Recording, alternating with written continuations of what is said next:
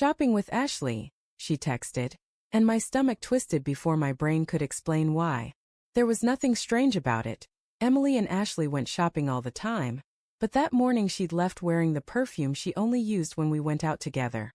Not her usual one, the light floral kind, but the deep amber one that clung to her neck like a secret. I stared at the message on my phone longer than any husband should. Then without thinking I typed, "Tell Mark I said hi." I hit send before I could stop myself. The dots appeared, disappeared. Then nothing. No, what are you talking about? Or who's Mark? Just silence. 15 minutes passed. 20. My chest felt tight like I'd inhaled something sharp. I wasn't even sure what I meant by that text. Mark was Ashley's husband. But something about the timing, the sudden need to name him, came from a place in me I didn't even know existed. A place that had been quietly collecting doubts I'd refused to unpack. Emily and I had been married for 9 years. We were good. Not perfect, not exciting like in the movies, but solid. Or so I thought. We'd survived the small things, job stress, money worries, family drama. But over the past few months, she'd grown distant in ways that didn't look like distance, if that makes sense. She'd hug me, but her arms felt measured. She'd laugh, but her eyes would glance past me. When I'd ask if everything was okay, she'd smile and say, "You worry too much." I told myself it was just life, people drift, stress happens. But when her phone started living face down on the table, when she started staying late at meetings, when she came home smelling faintly of aftershave that wasn't mine, I started keeping quiet instead of asking. Because sometimes silence feels safer than an answer you can't unhear. That day, after my message, the silence stretched into hours. I paced the kitchen. Every sound from outside made my heart jerk. Was that her car? The clock mocked me. I checked her location once, feeling guilty for even knowing how. It said off. Of course it was off. She used to joke that she'd die before running out of battery, but suddenly her phone was always dying. At 6:47 p.m., I heard the key in the lock. She stepped in, sunglasses still on though the sun was nearly gone. Her face was pale, lips trembling slightly. She didn't even take off her shoes before blurting, "Why would you say that?" Her voice cracked like a whip.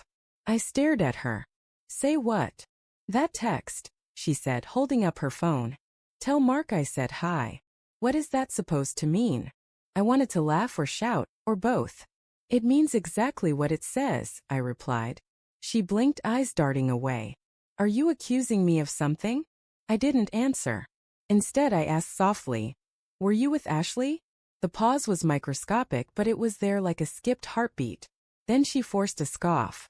"Of course I was. Who else would I be with?" I didn't have to say it. Her eyes did all the talking. She dropped her bag on the table. "You're being ridiculous," she said, but her voice wavered. "Am I?" I asked. "Then show me. Let's call Ashley right now." Put her on speaker. Her hands trembled as she reached into her purse, then froze halfway. She looked at me, and that's when I knew. You can tell when the person you love is about to lie, because their face becomes a battlefield between the truth and what they wish it was. "Please don't do this," she whispered. And just like that, everything broke. I sat down. My knees couldn't hold me anymore. "How long?" I asked. Tears filled her eyes, and I hated that part of me still wanted to comfort her. "It's not what you think," she said. "It never is," I muttered. She sat across from me, hands shaking. "It happened once," she said quickly, like ripping off a bandage. "It wasn't planned. I don't know, lonely. You've been so busy with work, and I felt invisible." I let the words hang there, heavy and foreign. Once. That word can destroy a man. Once means it was enough to undo years of trust, to turn love into suspicion overnight. "With Mark?" I asked quietly. She nodded, and something inside me went cold. Mark, Ashley's husband. The guy I played golf with last summer. The guy who helped me move a couch into our living room. My laugh came out jagged. "So, the two of you what? Just swapped partners behind our backs like some sick social experiment?" Her tears spilled over. "No, God, no. Ashley doesn't know. No one knows. It was a mistake." I stood up, pacing. "A mistake is forgetting your anniversary, Emily. Sleeping with someone's husband is a choice." She covered her face. "I'm sorry," she sobbed. "It's over." It was months ago. It meant nothing. I wanted to scream, to throw something, to rewind time to before that text. Instead, I sank into the chair and whispered. It meant everything to me. For a long while we just sat there, the sound of her crying mixing with the tick of the kitchen clock. 9 years of shared mornings, jokes, quiet touches. They all felt counterfeit now, tainted by a truth that didn't belong in the home we built together. When she finally stopped crying, she said, "Please, can we move past this? I'll do anything. Therapy, counseling, whatever it takes. I love you." The words hit me like glass. I love you. People say that like it's a cure, but sometimes it's the knife. I looked at her, really looked. And for the first time I didn't see my wife. I saw someone who'd already left, even if she was still sitting there. That night, she slept in the guest room.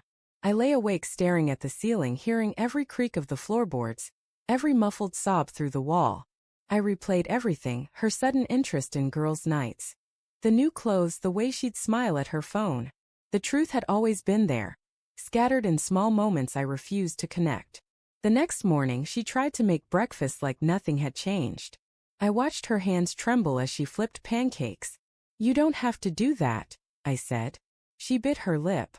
"I just want things to feel normal." "Normal died yesterday," I replied. Her eyes filled again. "Please don't end us over one mistake." "One mistake," I repeated. "Emily, I trusted you with my entire life. You don't just break something like that once and fix it with tears." I left the house after that. Drove aimlessly. Ended up at a park we used to visit when we first dated. I sat on a bench watching families, couples, kids laughing. I used to picture us here, older, still teasing each other about who'd forget the car keys. But that vision felt foreign now, like something that belonged to a stranger. When I finally went home that evening, she was gone. There was a note on the table. "I'm sorry. I'll stay at my sister's for now. Please don't give up on me." I didn't tear it up. I didn't text her back. I just sat there in the quiet, staring at her handwriting. Curved, neat, familiar. And realized how something so personal could suddenly feel like a message from a ghost. It's been weeks since then. We've talked mostly through lawyers now. She wants to meet, to explain again, to rebuild. But I don't think I can. I've learned something I never wanted to learn. Love doesn't disappear when someone betrays you. It lingers like smoke after a fire, choking you, reminding you of what used to burn bright. Sometimes I still catch myself reaching for my phone, wanting to text her, to ask if she's okay. But then I remember that one moment, her standing in our doorway, eyes full of guilt, and me realizing the woman I loved was someone I didn't know. So now when people ask what happened, I just say, she went shopping with Ashley. Because that's where it ended. With one text, one lie, and one truth I'll never unsee. And the hardest part isn't that she cheated. It's that, for a second, I almost wished I hadn't sent that message, because knowing the truth hurts more than believing the lie ever did.